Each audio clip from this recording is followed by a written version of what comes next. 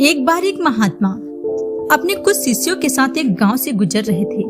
तभी उनका ध्यान एक किसान की तरफ गया जो कि अपनी गाय को रस्सी से बांधकर उसे ले जाने की कोशिश कर रहा था।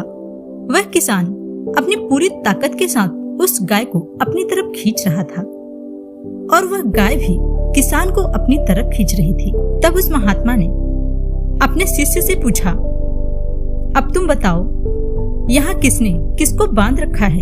इन दोनों में से कौन मालिक है और कौन गुलाम? तब शिष्य ने कहा, यह बताना बहुत आसान है।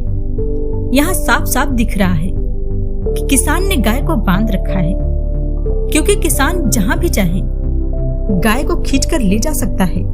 इसीलिए किसान मालिक है और यह गाय गुलाम। तब उस महात्मा ने कहा, अब तुम बड़े ध्यान से देखना, आज इसे देखकर तुम्हें बहुत ही बड़ी सीख मिलेगी। इतना कहकर महात्मा ने अपने थैली में से एक चाकू निकाली और उस किसान के पास गया। जिस रस्सी से किसान ने गाय को बांध रखा था उसे उन्होंने काट दिया। जैसे ही रस्सी कटी, गाय बड़ी तेजी के साथ वहाँ से भागने लगी। तब वह किसान उस सन्यासी की तरफ चिल्लाता हुआ गाय के पीछे पीछे भागने लगा। तब सन्यासी ने अपने शिष्य से कहा, अब तुम बताओ, कौन मालिक है और कौन गुलाम? गाय को उस किसान के पास रहने में जरा भी रुचि नहीं है, यहाँ तक कि वह गाय किसान से हमेशा ही दूर भागती है। लेकिन ये किसान ही गाय से बंधा हुआ था, नहीं तो वह किसान गाय के पीछे पीछे क्यों भागता? दोस्तों, उस किसान की हालत की तरह हमारे मन की भी हालत। हम खुद को मालिक समझते हैं, लेकिन सच्चाई यह नहीं है।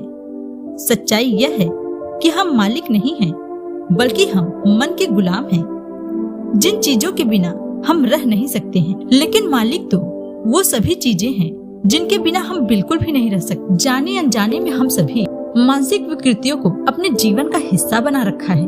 ठीक उस गाय की तरह हमारे मन में भारी गंदगी है, जैसे नफरत, गुस्सा, जलन, ईर्ष्या, डर इत्यादि। इन चीजों की हम में कोई रुचि नहीं है, बल्कि हम ही हैं जो इनके पीछे पीछे लगे रहते हैं। बहुत प्रयास के बाद भी इनसे दूर नहीं रह पाते। अब हमें इन बुराइयों में ही आनंद आता है, और अगर हम बुराइयों को छोड़ना भी चाहते हैं तो हमारा मन हमें बार बार बुराइयों में उलझा देता है, जिसके कारण हम इससे बाहर नहीं निकल पाते हैं। इन आदतों के कारण अगर आप नाकामयाब रहते हैं तो आप इसका जिम्मेदार खुद को मानते हैं, तो ऐसा नहीं है।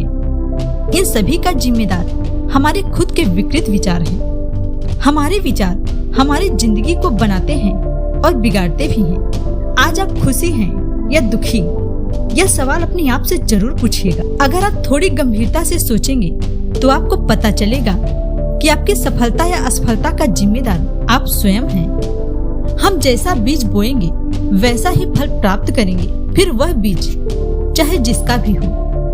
अगर विचार का अच्छा बीज बोएंगे तो परिणाम भी अच्छा मिलेगा, और अगर हम इन विचारों का गलत बीज बोएंगे तो उसका परिणाम भी गलत होगा। यह सब कुछ हमारे विचारों का परिणाम है। दोस्तों, अब आप सोचते होंगे कि अगर हम पहले से ही गलत विचारों का बीज बो चुके हैं तो क्या हम एकदम से उसे ठीक कर सकते हैं?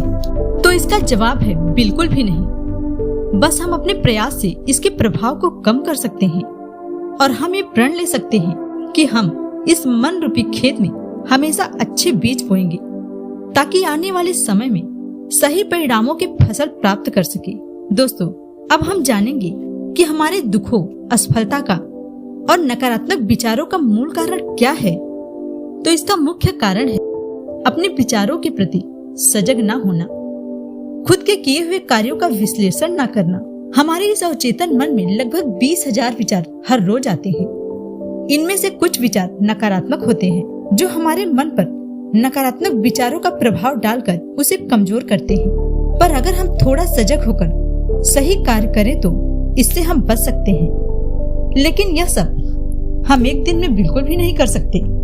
इसमें समय लगेगा, पर कुछ दिनों के अभ्यास के बाद हमें इसमें सफलता दिखाई देना शुरू हो जाएगा। जब आपको इसकी आदत हो जाएगी तो आपके जीवन में सफलता और खुशी अवश्य मिलेगी। दोस्तों, अगर आपको यह वीडियो अच्छा लगा हो तो लाइक करें, और ऐसे ही वीडियो देखने के लिए हमारे चैनल को सब्सक्राइब करें।